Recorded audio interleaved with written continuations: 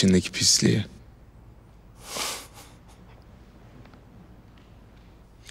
Merak ettiğim bir şey var. Maaş mı alıyorsun yoksa yıllık cirodan mı yapıyorlar ödemeni? Ben kendimi kimseye kullandırtmadım oğlum. Ben sadece kendi adıma, kendi davam adına savaşırım. Vay be. Daha gözümü açtığımda savaş vardı ülkemde. İşgal, istila, iç savaş. Sağımda solumda ölümden başka hiçbir şey yoktu.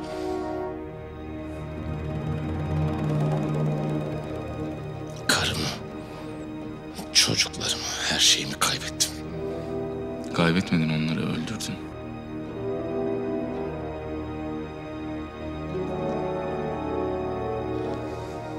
Çünkü ırzına geçtiler. Öldürmek zorunda değildin. Ben öldürmesem kendini öldürürdü. Sen acı çekiyorsun diye masum insanları öldürmek zorunda değilsin. Evet, zorundayım. Hepsini öldürmek zorundayım. Çünkü sikimde bile değiller.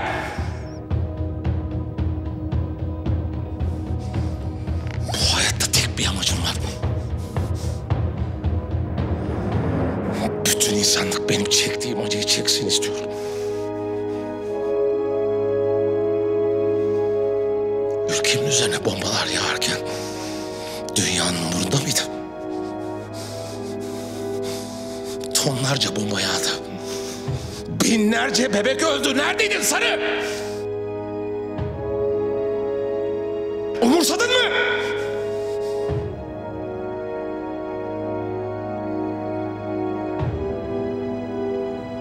Sokaklarda ceset kokusundan yürüyemezsin. Bebek cesetleri yığın yığındır. Kepçeyle kaldırmak zorunda kalırsın.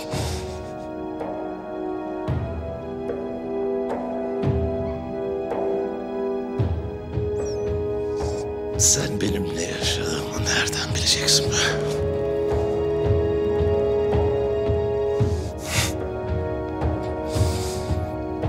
Ne sen, ne başkası.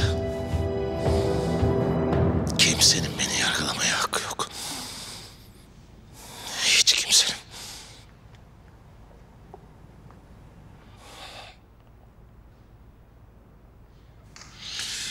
Aramızdaki fark ne biliyor musun? Ben de acı çektim. Ama hayatımı aynı acıyı başka insanların yaşamaması için adadım. Aferin sana, iyi bok yedin. Karşılığında ne aldın? Bir diğer fark da bu. Ben karşılık beklemedim. Ben deliliği gördüm Sara. Ben vahşeti gördüm. Cinneti gördüm.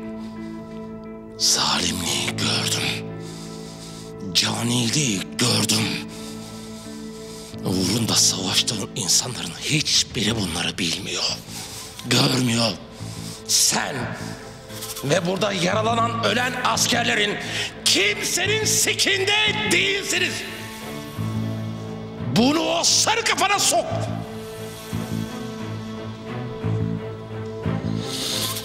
Her şeyi gören biri var. Merak etme sen. Selam söyle, bir ara bana da baksın.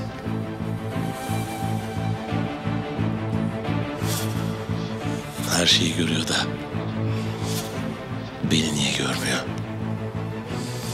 Bir kere de bizi görsün be. O seni görmüş de sen şeytanla işbirliği yapmayı tercih etmişsin bence.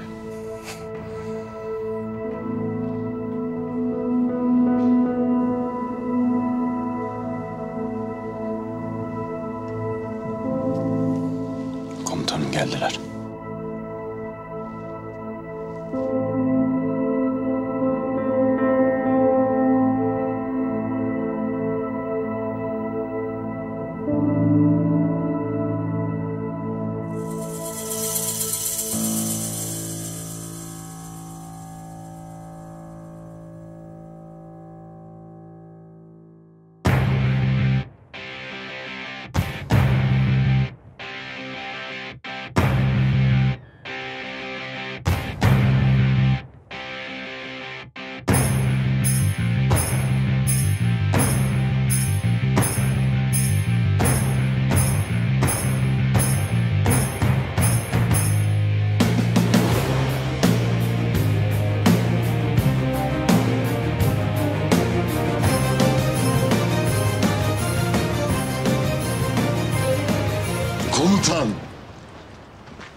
Hamza.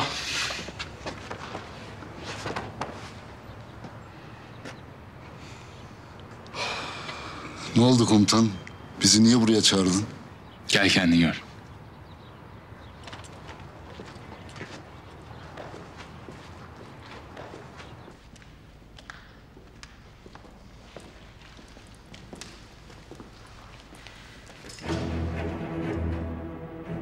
Çolak!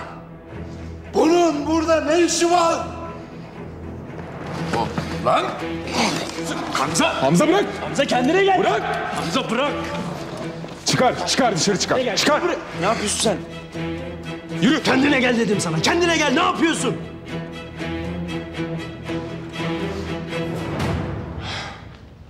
Tanışıyor mu lan bunlar? Tanışıyoruz tabii. 2 tane oğlunu öldürdüm.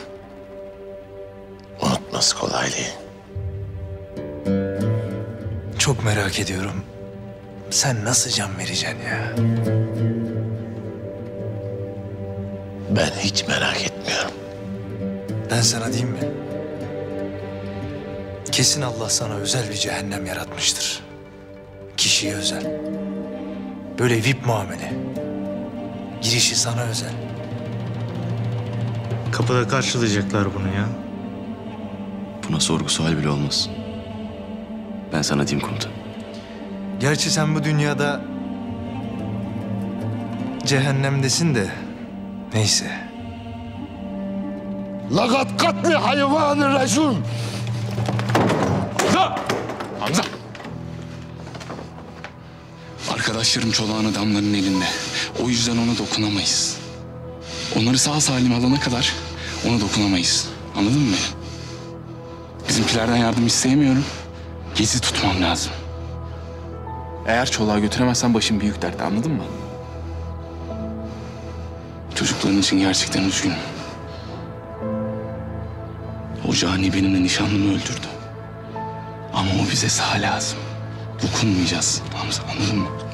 Sen nasıl istersen komutan.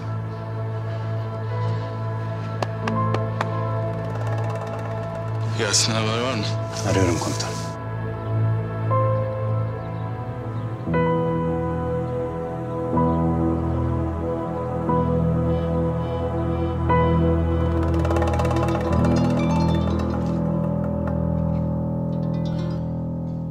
Söyle kardeş. Yasin ne yaptın? Bir şeyler bulabildin mi? Kardeş durum biraz sıkıntılı ya. Ne oldu lan? Bu senin gönderdiğin fotoğrafı ve okulu araştırdık. Ee? Vaziyet şu. Bu okulda bir tane profesör var. Bu adam radikallere kimyasal silah yapmakla suçlanmış daha önce bir iki sefer. Ha yavrum ha. Bir de başımıza şimdi kimyasal silah çıkart, tamam? Oğlum bir dur dinle ya. Sonra adam Suriye'den kaçmış. Adını sanını da değiştirmiş. Nerede? Türkiye'de sanırım. Allah kahretmesin. Çolak ne alaka? Bir sipariş aldı galiba. Dayıoğlu. Bu adamı bulman lazım biliyorsun değil mi? Bunlar iyice şaşırmaya başladı. Sen gelebilecek misin buraya? Burası biraz karışık ama geleceğim. Ben şimdi Yusuf'un yanına gidiyorum. Belki ondan bir şey öğrenirim. Adını, sanını. Tamam.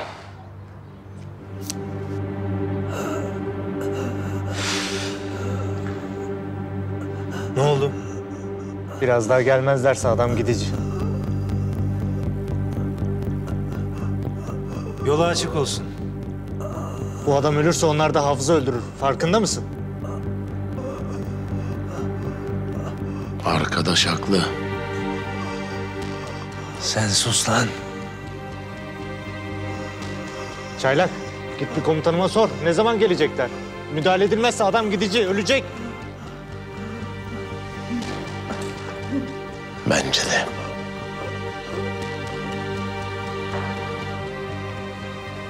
Komutanım. Yaralıyı kaybediyoruz.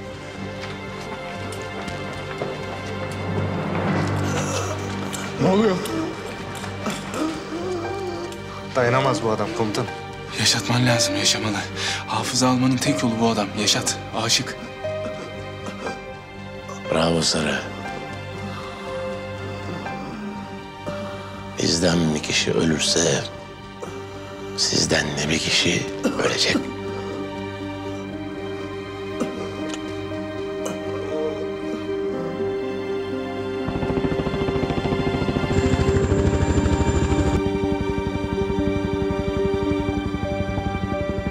Geldiler. Komutanım acele edin, adam gidici.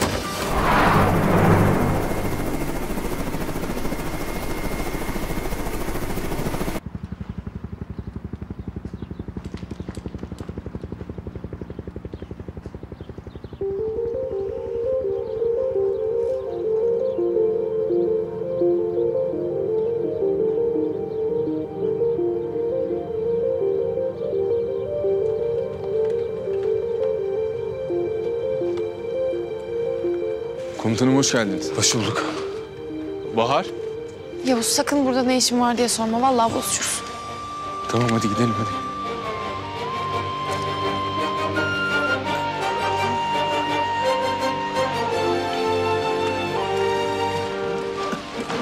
Çabuk olun, çabuk, çabuk, çabuk. Kurşun çıkardınız mı? Hayır, hala içinde. Şoka giriyor. Hemen biri yardım etsin. Çaylak.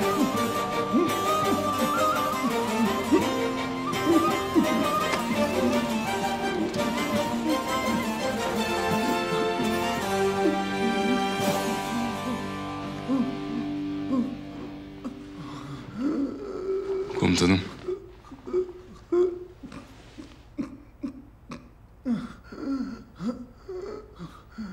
Tanıştınız mı? Hayır. İlk oluyor.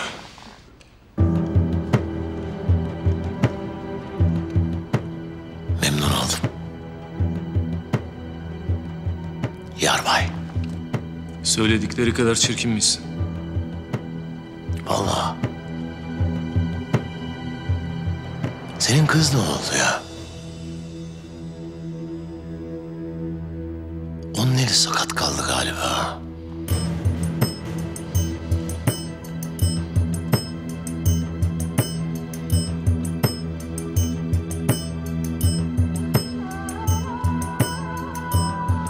İyileşecek.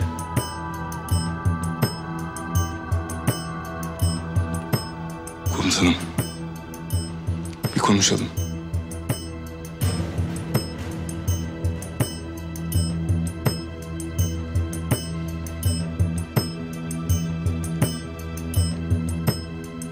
Komutanım. Yasin bir şeyler bulmuş. Müsaade ederseniz ben helikopterle geri döneyim. Tamam.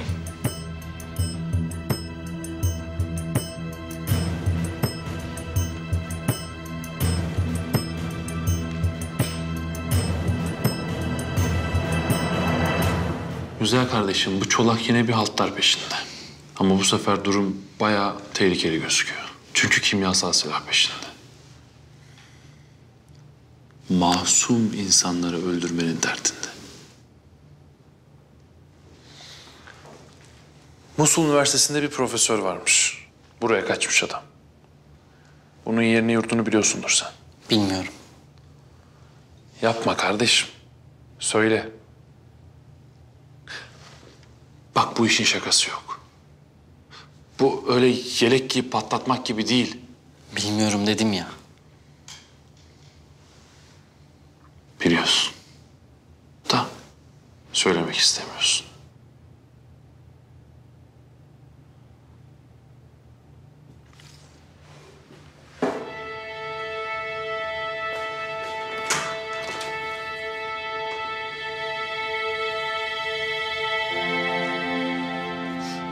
Ana.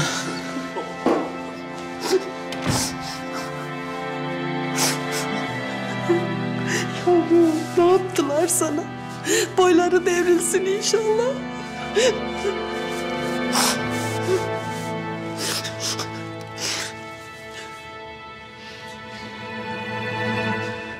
Başımız büyük belada biliyorsun değil mi? Evet. Bu durumu üstlerimize bildirmemek ikimizin de hayatını karartabilir. Komutanım biliyorum zor bir karar. Ama aksi takdirde Çolak çok avantajlı duruma geçecekti. Silahlı kuvvetleri çok zor durumda bırakacaktık. Aklıma başka bir şey gelmedi. O da doğru. Komutanım bu arada Hafız vuruldu.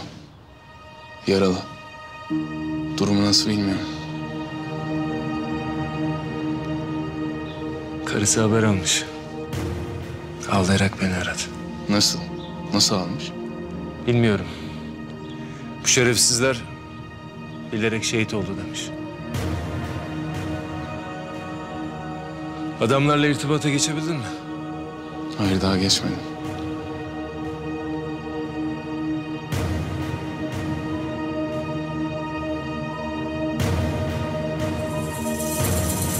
Hadi git.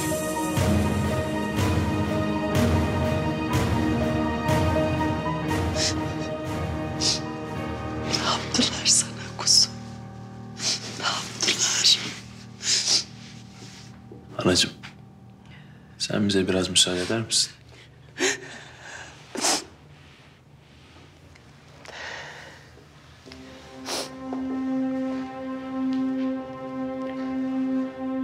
Oğluma bir şey yapmayacaksınız değil mi?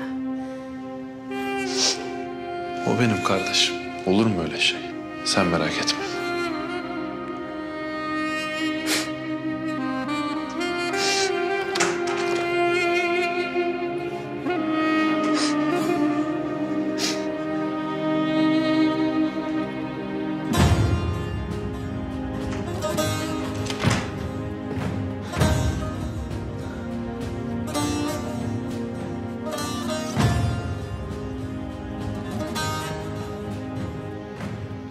Yüzüme bak Yusuf. Oğlum, senin bu kadını böyle ağlatmaya ne hakkın var? Bu kadın kaç gündür akrabalarının, eşinin, dostunun yüzüne bakamıyor. Niye? Bu kadın kaç gündür uyumuyor. Niye? Çünkü oğlum teröristlerle, vatan hainleriyle iş tutuyor diye. Mücadele bu.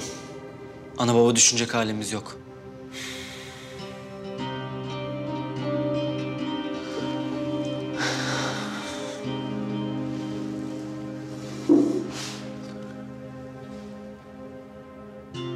Neyin mücadelesi bu Yusuf? Oğlum takılmışsın Çolak denen adamın peşine. Ya bu adam uyuşturucu satıyor, uyuşturucu. Biliyor musun? Örgüte para lazım. He. Haklı yani. Bu mu onurlu mücadele?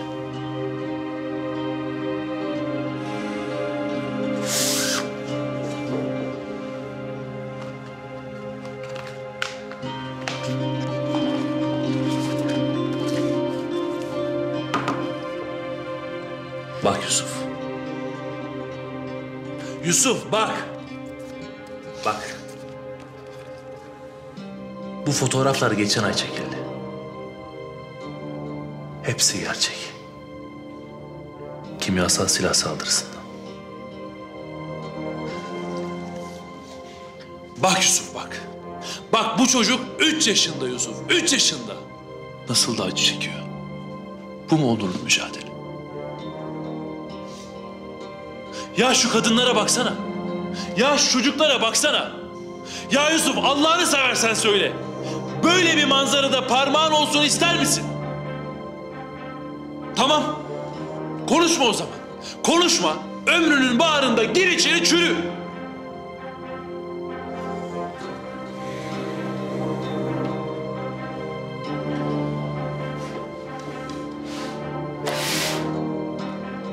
Bak kardeşim. Sen bana yardım et. Ben sana. Ya gözü yaşlı anacığın dışarıda bekliyor. Anacığını görürsün. Öpersin. Koklarsın. Savcıya da söylerim. Yusuf bana yardım etti derim. Muhbir mi olacağım? Cani mi olacaksın? Ya Yusuf! Baksana şu fotoğraflara. Ya bir baksana şu hayvanlığa bak. Şu rezilliğe bak. Şu katilliğe bak.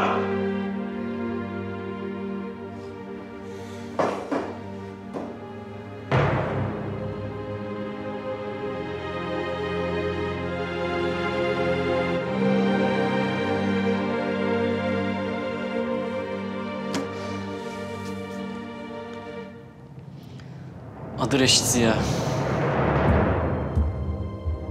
Aynı zamanda işkenceci. Bu konuda da uzmandır. Konuşturamadığı adam yok. Daha önce kimyasal silahlar da yapmış. Düşmüşler peşine. Burada saklanıyor. Çolak'la 2-3 kez görüştüler. Nerede yaşadığını biliyor muyuz bu adam?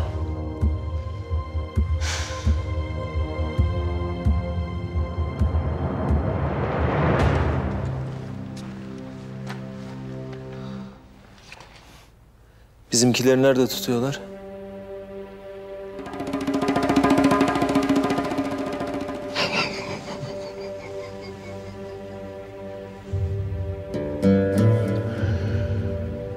Bilmiyorum. Ara öğren. Alnımda salak mı yazıyor yarbay? Bir bak bakayım. Şerefsiz yazıyor.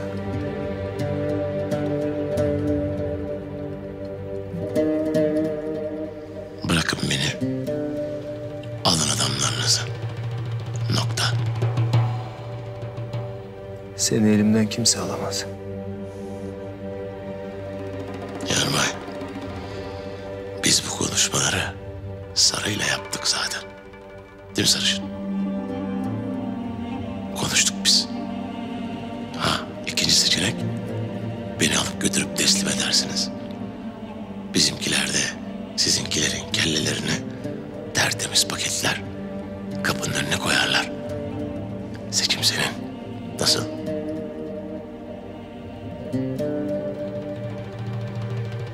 Benim arkadaşlarım önce hayatlarını verip sonra o üniformayı giydiler. Aklında olsun. Komutanım bir bakar mısınız? Yaralarını verip hafıza alalım. Durumu ağır olabilir. Hem de diğerlerini bulmak için vakit kazanmış oluruz.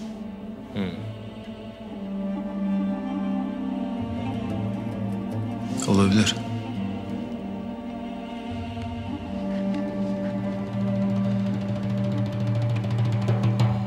Adamlarını arıyorsun. Ali Haydar'ı getiriyorlar. Biz de yaralınızı veriyoruz. Anlaşıldı mı?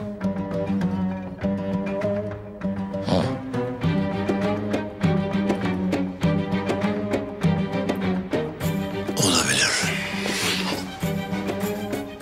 Olabilir ne lan? Olacak işte.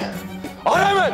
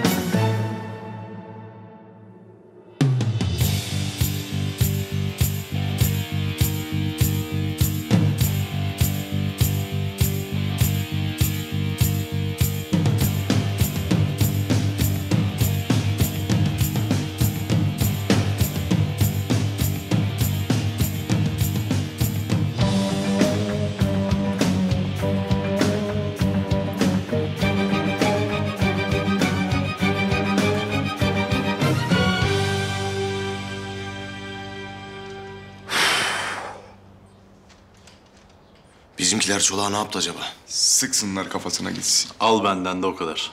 Şimdi pazarlığa oturmuştur Çolak. Ne yapıp edip buradan çıkmanın bir yolunu bulmamız lazım. En azından şehit olmanın bir yolunu bulmalıyız. Ayak bağlıyoruz. Bizimkiler hayatta bizden vazgeçmez. Doğru.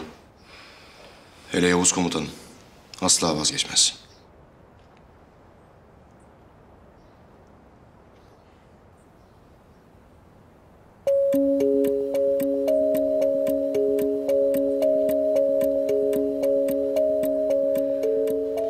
Benim tuvalete gitmem lazım.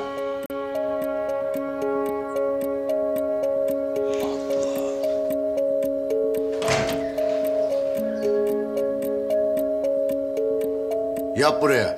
Yuh, bu kadar adamın içinde mi yapacağım? Evet. Ya Çolak sizi bana hiç böyle anlatmamıştı. Vallahi hepsini anlatacağım ben Çolak'a. Ayrıca ben gazeteciyim. Bunların hepsini yazmamı istemezsiniz herhalde.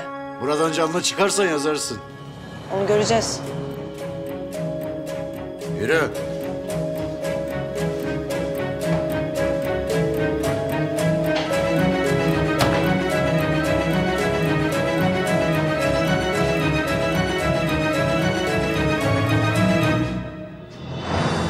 Ellerimi aç.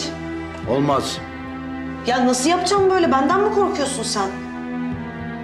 Aç şunun elini.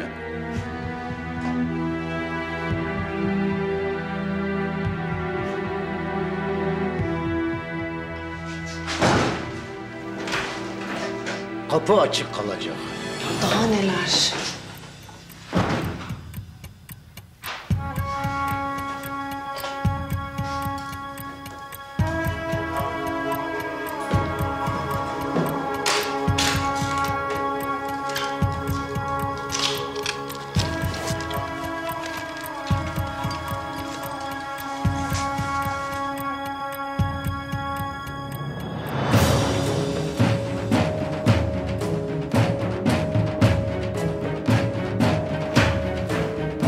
Hadi bitmedi mi daha? Ya geldik Allah Allah. Yürü.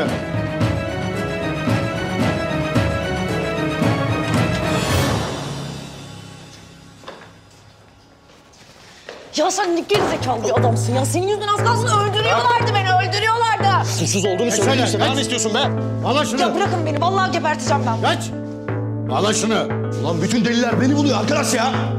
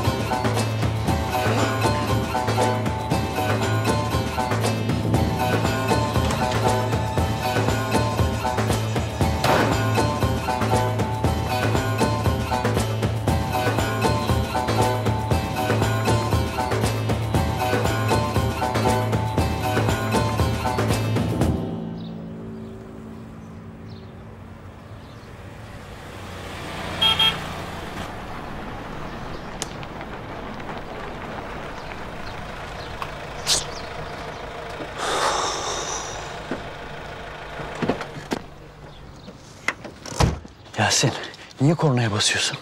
Gör beni diye. Ne oldu? Ne yaptın? Sorma ya kardeş. Bulamadık adamı. Yapma ya. Beni niye çağırdın oğlum? Şaka lan şaka. Konuştu Yusuf, öğrendim adamın adresini. Şaka yapma. Sen hiçbir koşulda şaka yapma. Şaka yapmak zorunda mısın sen? Ya oğlum zaten saçma sapan bir hayatımız var. Ne yapak yani? İkide gülmeyek mi? Gülmeyelim abi. Sen şaka yapma, biz de gülmeyelim. Yusuf zarflayacak adam. Aradı demin. Akşam çay bahçesinde buluşacaklar. Çay bahçesinde buluşacaklar. Oo, bir sürü İtalyan restoranı var. Onlar gidip çay bahçesinde buluşacak. Allah'ım ya Rabbim, niye böyle yaptılar acaba? Tamam mı? Tamam. Sus. Yürü git hadi. Sür şu arabayı. Nasıl araba? Ne güzel, ne güzel. Tamam, ikiniz bütünleşmişsiniz. Bak kornaya bak. Allah'ım, sür şunu.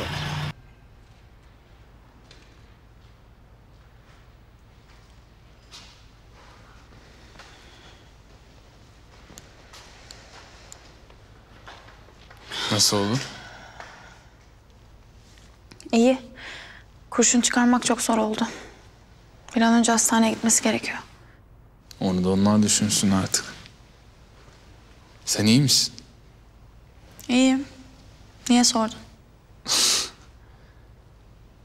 Sınır ötesindesin, farkında mısın? Aydınlattığın çok iyi oldu.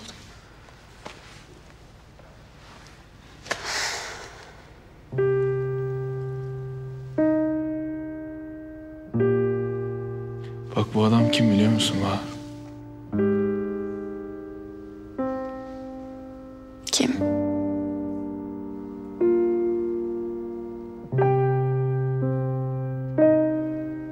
Merve'nin ölümüne sebep olan adam.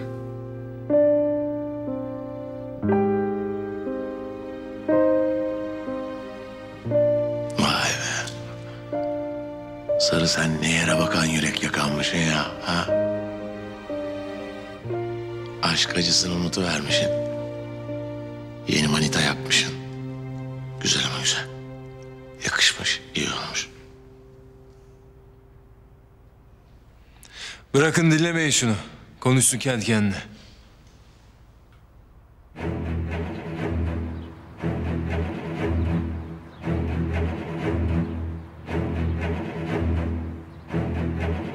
Sen dur orada. Dur dedim sana. Gelme lan buraya. Dur orada. Sadaka. Sadaka. Dursana oğlum. Kıpırdama. Bahar Ağaç'ın yanına geç çabuk. Feyzullah sahip çık bunlara. Emredersiniz komutanım.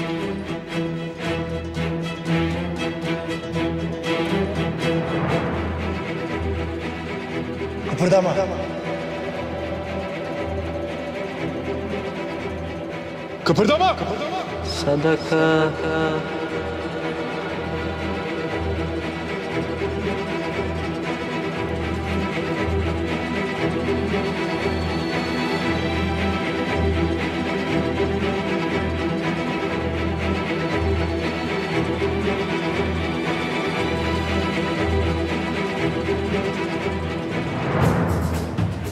Bomba! Canlı bomba!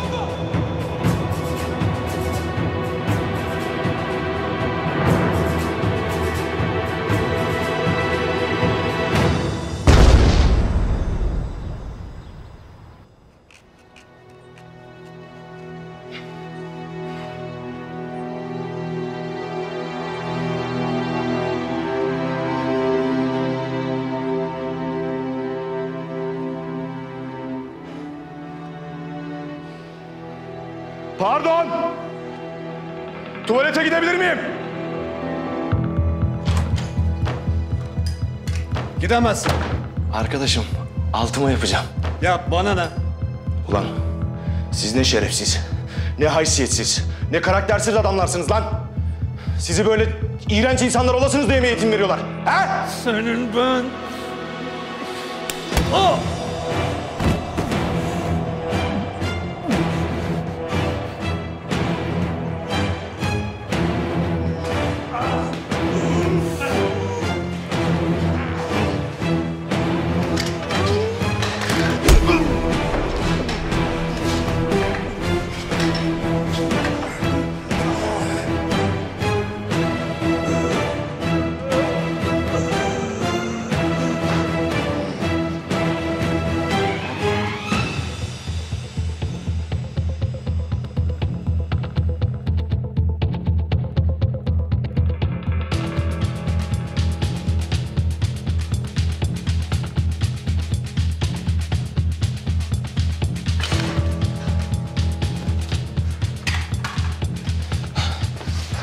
Civar sende.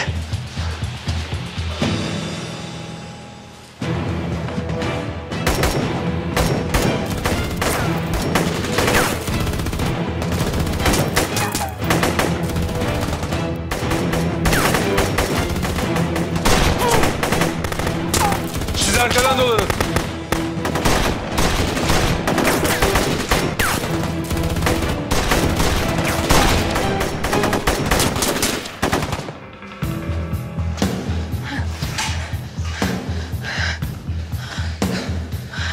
Çıkıyoruz. Tamam ben yolu biliyorum.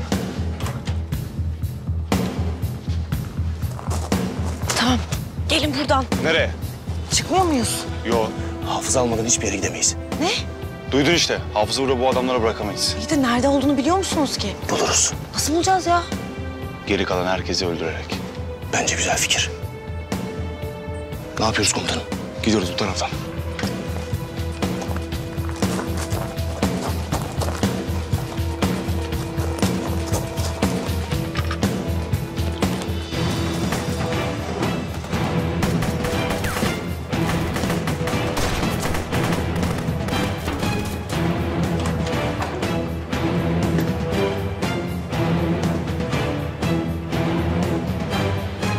Kaçmışlar! Kaçmışlar!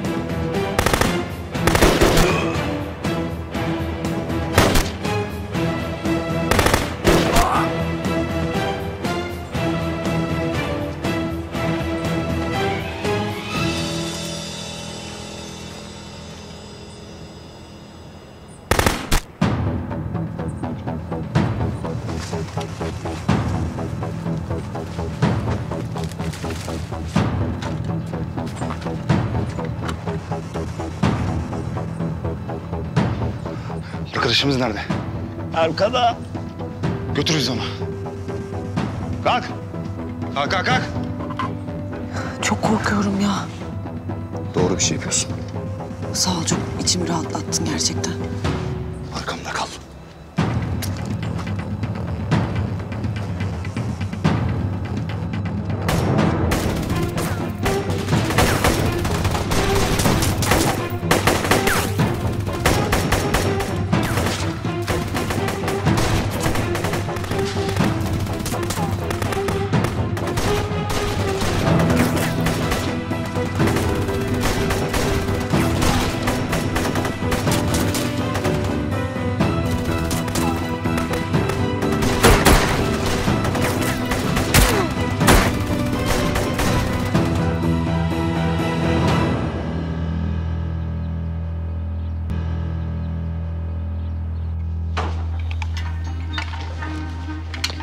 Hafız.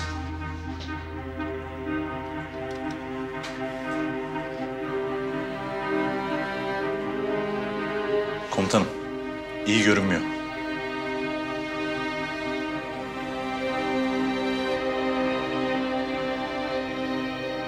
Çıkarırsak başaramaz. Ölecekse beraber ölürüz. Ben Hafız'ı bırakıp hiçbir yere gitmiyorum. Ya saçmalama, yaşayacak adamı mı öldüreceksin? Maalesef Eylem haklı. Ya gelip bizi buradan kurtarırlarsa? Yaşama ihtimalini hiçe sayıp Hafız'ı boşu boşuna öldürmüş olacağız. O zaman ne yapacağız? Bilmiyorum. Hay Allah'ım ya. Ya bizim bir an önce buradan çıkmamız gerek. Öyle bir şey yok. Çabuk. Evet tutun. Komutanım. O zaman? Ya buradan beraber çıkarız. Ya da burada beraber ölürüz. Sıkıntı yok komutanım. Beraber olsun da nasıl olursa olsun.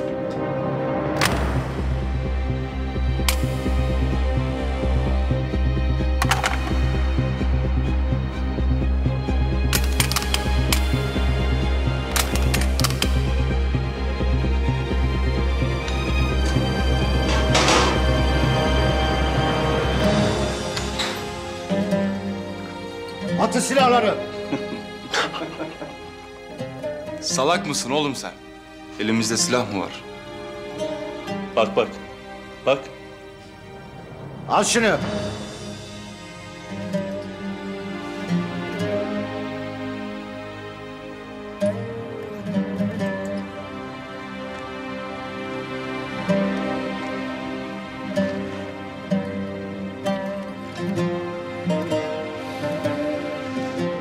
Başımız sağ olsun.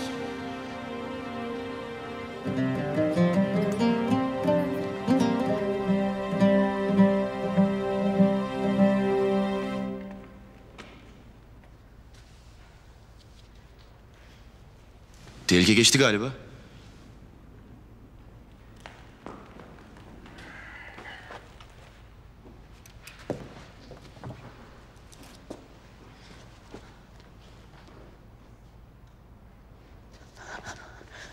İyi misin?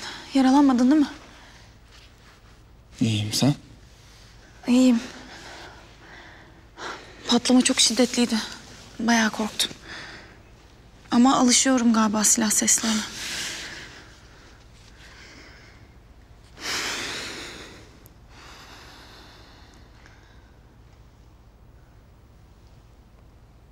Bazen kendimi 50 yaşında falan hissediyorum.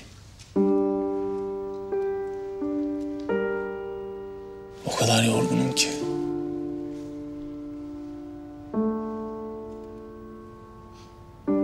Bütün hayatım kan, ter, barut kokusu.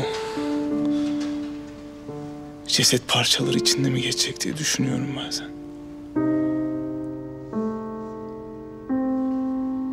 Bazen akıntıya karşı kürek çekiyormuşum gibi hissediyorum. Hissetme.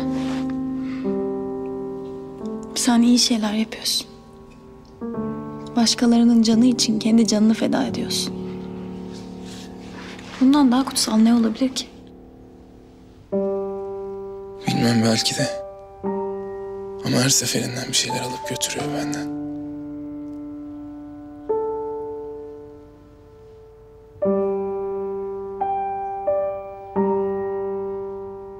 Dışarıda yatan adam sabah kalktı, çocuklarını öptü, vedalaştı. Şimdi battaniyeyle dönecek evine.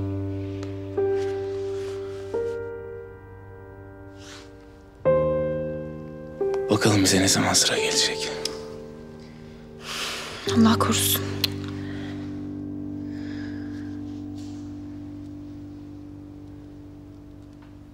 Ailen ne diyor bu işe? Yani asker olmana. Cevap versene Sarı. Ailen ne diyor bu işe? Sor. Ailesini sorsana. Ailesini anlat.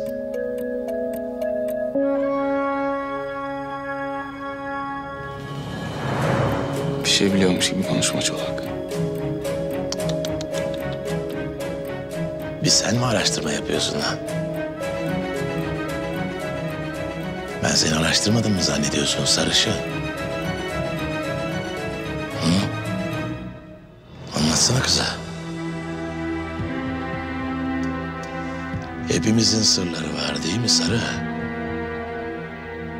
Hı? Bence babandan başla. Babana anlat mesela. Hı?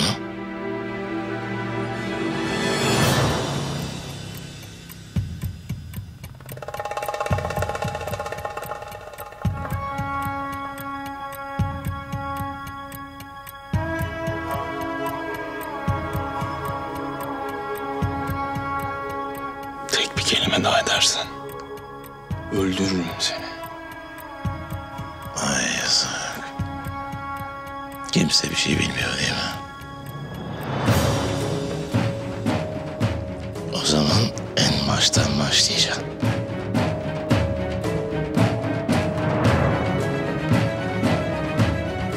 Annen nasıl öldü?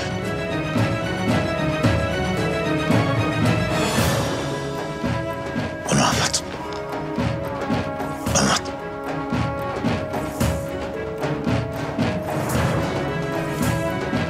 Dur! Yavuz!